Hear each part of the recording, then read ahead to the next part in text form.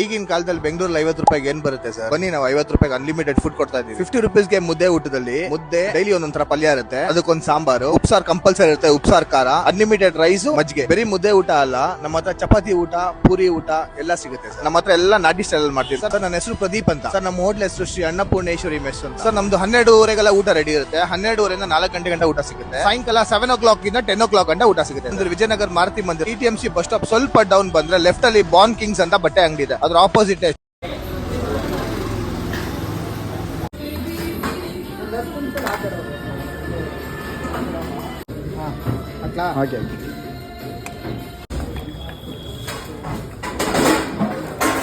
Okay.